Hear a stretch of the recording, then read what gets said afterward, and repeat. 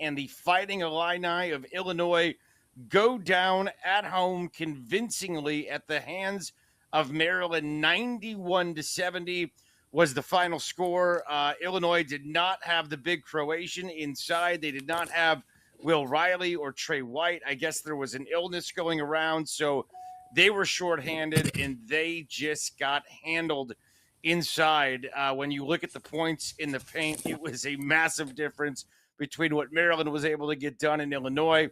Clearly, they are not deep inside, and without the Croatian, without Thomas Lofovicic, they were in harm's way tonight against Kevin Willard and Maryland, Mr. Jarrell McNeil. It was not a work of art for Illinois by any stretch.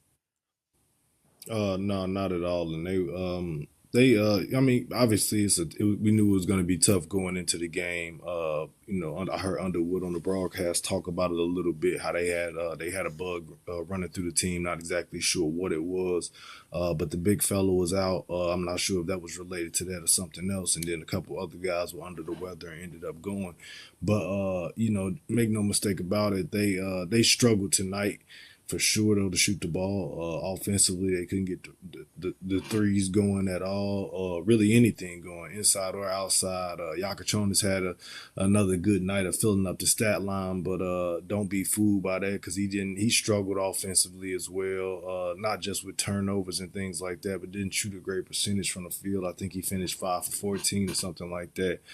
So not just as efficient as he usually is, but and I think you got to give credit to Maryland. I think they kind of understood that going into the game.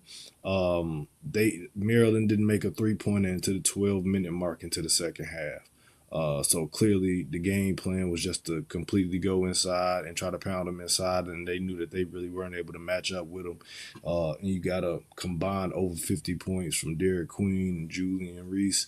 And they ate on the glass as well too, and they really didn't it wasn't overwhelming. Like Illinois kept it somewhat close, but Illinois just wasn't able to make enough shots tonight to make this game a little bit more entertaining. The Terps got a road win. I mean, they did. You got That's huge. It's huge. I mean, shit. They finally got one. They finally won one on the road, and this win will obviously age well. I think this is how the Terps should play. I mean, I don't know many teams in the country that have two bigs the way they have. And, I'm a big fan of Derek Queen. And I think you need to play this way because most of the time you're going to have one of them. As good as Queen is impressive, I thought he would struggle more than he has. And he's had some struggles. But I thought he'd struggle more in defending on the perimeter.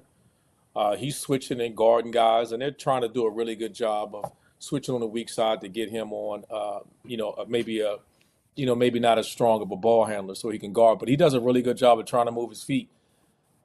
Playing inside out, I mean, I don't know if this team should shoot a ton of threes. I think they should just play at a pace and just dominate you inside with those two guys and almost play like a old Kansas 2 game, a hollow action or something like that with those two big. They pass well off one another.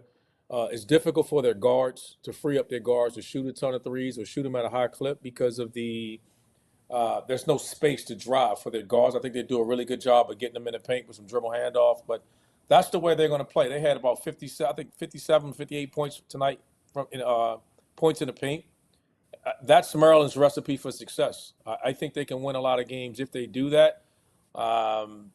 Trying to go, they're still going to have some issues chasing smaller guards around when people play with those stretch fours. I thought Illinois came back into the game when they went small. And then I thought, Willard did a really good job of taking Reese out, putting Queen at the 5 and playing them and vice versa at the 5. And then when they went back in at the 4, just punishing them inside. So credit to the Terps. They needed this. They needed to come in, take advantage of a compromised Illini team that was ailing from illness, and Maryland needed this win, and credit to them for getting it in a dominant way. They took advantage of it, and they just kicked butt in the paint. They outscored Illinois 62-34. I just looked it up inside. Yeah. So they knew where to take advantage, and they pounded, and they had a lot of success. And they win the game by 21 on the road. I don't care who the heck was out for Illinois. That's a good Illinois team that still had their star freshman out there who was given everything. and it just didn't matter. I mean, Yakionis, like you said, he filled up the stat sheet, but at the end of the day, in Illinois, there was a couple of moments that kind of scratched, clawed. You thought maybe they're going to make a run, and every time Maryland just kept holding him at arm's length.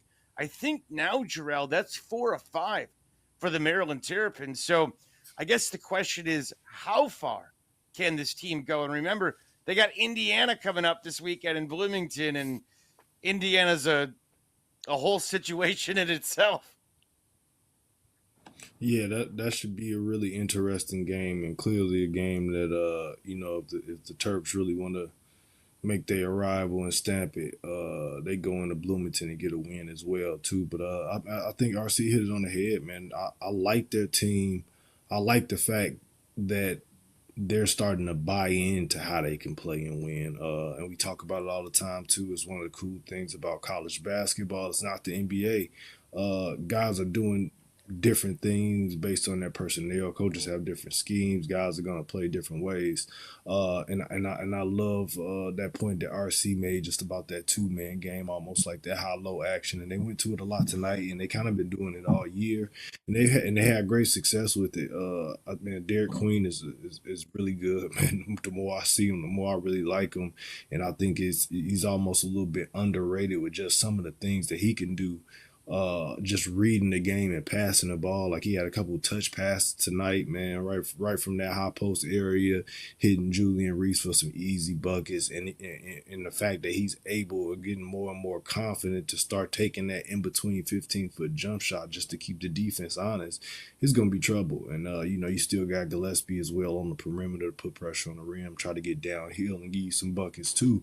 But they're a tough, rugged team, man. They beat you up inside. They trying to get points in the paint. They not trying to settle for a whole lot of jumpers. They scrappy. They tough. They play pretty good defense. So I like where they at right now. You got to give a lot of credit to Coach Willis. So they're doing a good job, man. They got to stack some more road wins, as RC spoke to, but they're in good shape right now. Well, they needed one.